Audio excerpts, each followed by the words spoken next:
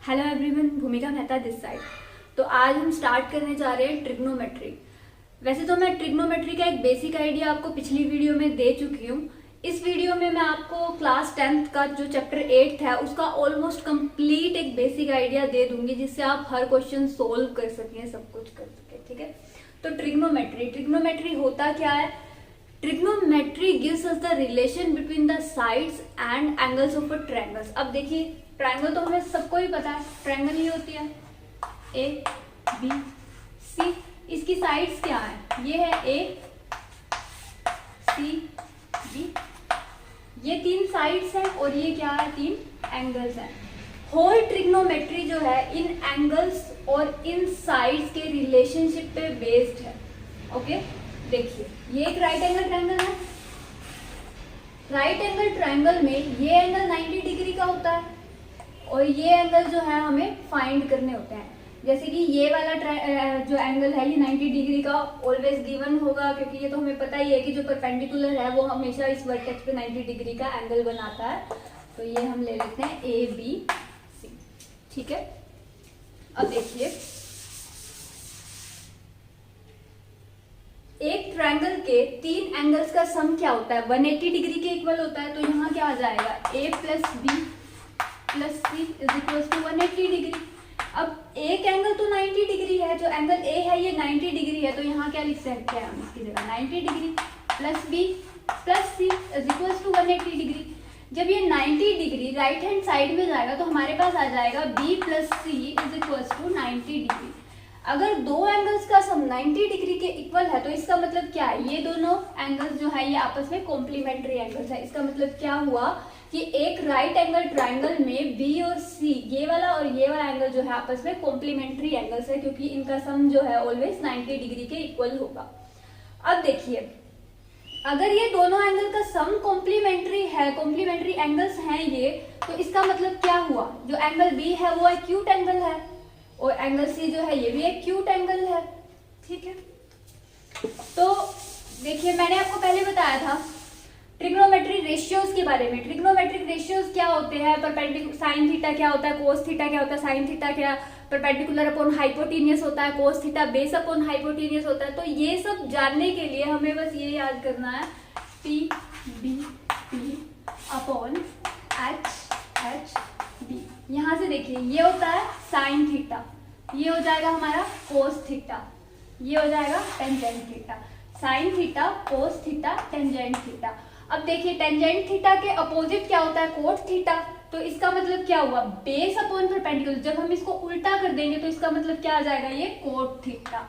इसको जब अपोजिट कर देंगे तो यहाँ क्या आ जाएगा? Second theta.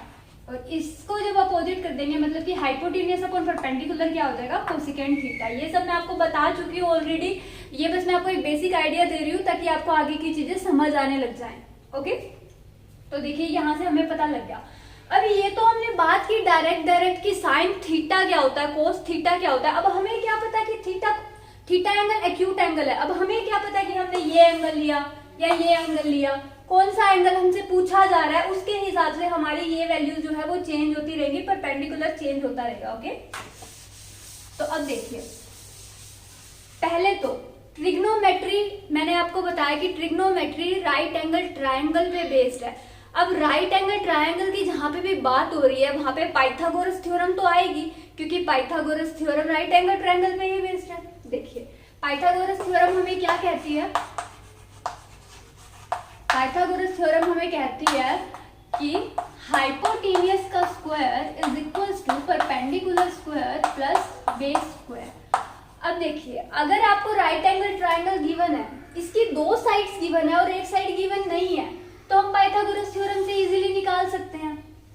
जैसे कि हम एक एग्जांपल ले लेते हैं। ये एक राइट एंगल ट्रायंगल है। मैंने मान लिया कि इसका जो बेस है 12 गिवन है, ये 13 गिवन है। हाइपोटेनियस कैसे निकालूंगी? अब पाइथागोरस थ्योरम के अकॉर्डिंग क्या है?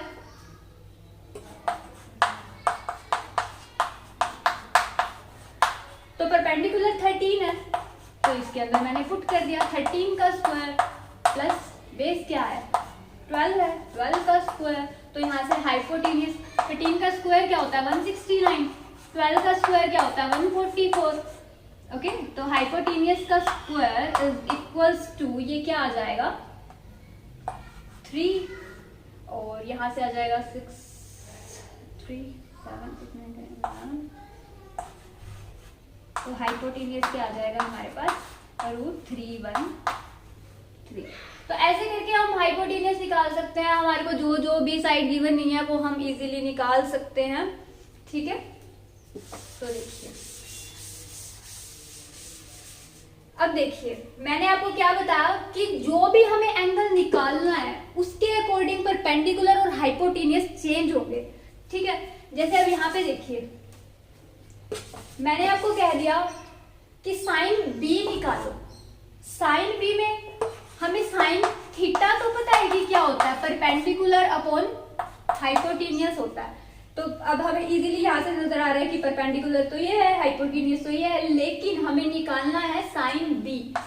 तो अब हमारे इस एंगल के अकॉर्डिंग परपेंडिकुलर चेंज होगा। जो एंगल गिवन है उसके सामने वाली जो साइड होती है, ऐसे एरो लगा लो, इसके सामने वाली साइड होती है ये परपेंडिकुलर होता है और ये होता है बेस और ये हाइपोटेनियस। तो साइन बी तो यही होगा ए सी अपॉन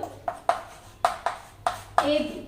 अब यही अगर हमें साइन सी निकालना होता तो इसके सामने वाली साइड कौन सी है, ये है। तो अब हमारे पास परपेंडिकुलर क्या बन जाएगा ए बी। ठीक है, तो साइन सी अगर हमें निकालना होता तो साइन सी हमारे पास आता ए बी और बेस क्या बन जाता हमारे पास ए सी। तो ये आ जाएगा हमारे पास ए बी अपॉन ए सी। तो बस हमें ये देखना है कि क्या एंगल गिवन है उसके जो सामने वाला होगा वो परपेंडिकुलर होगा और जो उसके साइड वाला होगा वो बेस होगा और जो रह जाएगी साइड वो हाइपोटेनियस होगी। ओके, अब देखिए हम एक्सरसाइज फर्स्ट में से एक सम उठा लेते हैं। फर्स्ट सम गिवन है कि ए बी हमारे पास 24 सेंटीमीटर है और बी सी हमारे पास 7 सेंटीमीटर है।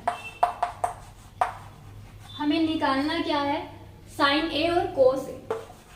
हमें निकालना है साइन ए कोस ए। देखिए एक ट्रायंगल बनाते हैं, राइट एंगल ट्रायंगल। ये मैंने ए ले लिया, ये बी ले लिया, ये सी ले लिया। ए बी 24 है तो ये 24, बी सी 7 सेंटीमीटर है तो ये 7। ये ए सी क्या आ जाएगा 24 का स्क्वायर। हाइपोटेनियस का स्क्वायर क्या होता है perpendicular square plus base square. तो यहाँ से परपेंडिकुलर क्या है मेरे पास 24 है तो 24 का स्क्वायर प्लस बेस क्या है 7 है तो 7 का स्क्वायर।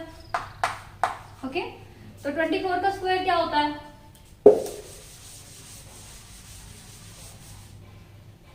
24 का स्क्वायर करके देख लो। 24 मल्टीप्लाई 24 4 4 का 16 576। तो 7 का स्क्वायर क्या होता है 49 होता है। तो हाइपोटेनियस का स्क्वायर क्या आ जाएगा मेरे पास 576 प्लस 49। तो हाइपोटेनियस क्या आ जाएगा मेरे पास 576 प्लस 49 इज इक्वल्स टू 526। तो हाइपोटेनियस आ गया √625। 625 का रूट क्या होता है 25 होता है। तो हाइपोटेनियस मेरे पास क्या आ गया 25। तो देखिए हमने पाइथागोरस थ्योरम से हाइपोटेनियस इजीली निकाल लिया। हमारे पास दो साइड गिवन थी और हमने हाइपोटेनियस निकाल लिया। ठीक है, तो ये हमारे पास क्या आ गया 25। अब हमें निकालना क्या था sine A and cos A. Sine A and cos A. अब देखो मैंने आपको बताया था कि जो एंगल होगा उसके सामने वाला परपेंडिकुलर होगा। अब हमारे पास यहाँ पे कौन सा एंगल गिवन है ए गिवन है। तो हमें साइन ए क्या हो जाएगा इसके सामने वाला परपेंडिकुलर बन जाएगा। इसका मतलब साइन थीटा होता है क्या है परपेंडिकुलर अपॉन हाइपोटेनियस होता है ना। तो परपेंडिकुलर हो जाएगा 7 और हाइपोटेनियस क्या हो जाएगा ये हाइपोटेनियस है ये बेस है तो ये क्या हो जाएगा 25। और कोस से क्या होता है कोस से हमारे पास बेस अपॉन हाइपोटेनियस होता है। बेस हमारे पास एंगल के अकॉर्डिंग 24 है तो यहाँ पे क्या आ जाएगा 24 अपॉन हाइपोटेनियस है 25 तो ये आ जाएगा 25। यही अगर हमें साइन सी और कोस सी निकालना होता तो हम क्या करते हैं साइन सी अब एंगल अगर सी है तो परपेंडिकुलर क्या होगा, इसके सामने वाला, इसका मतलब परपेंडिकुलर तो ये होगा, ठीक है।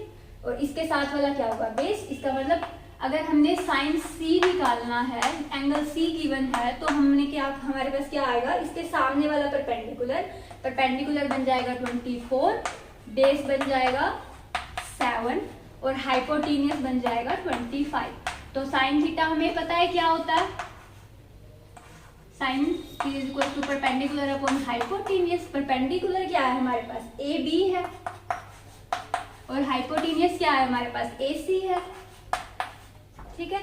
तो साइन सी की वैल्यू यहां से क्या आ जाएगी, 24 अपॉन 25। वहां पे तो हम साइन ए जब निकाला था तो हमारे पास आया था 7 अपॉन 25, और साइन सी जब हमने एंगल चेंज किया तो हमारे पास आया 24/25।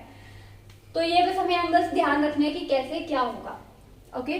और नेक्स्ट वीडियो लेक्चर में हम पढ़ेंगे कि और जो 8 चैप्टर के आगे के सम है वो पढ़ेंगे, और कुछ ट्रिग्नोमेट्री आइडेंटिटीज के बारे में पढ़ेंगे, जिससे आपको ट्रिग्नोमेट्री तो बहुत आसान लगने लग जाएगी, बहुत अच्छे से आने लग जाएगी, ओके। Thank you.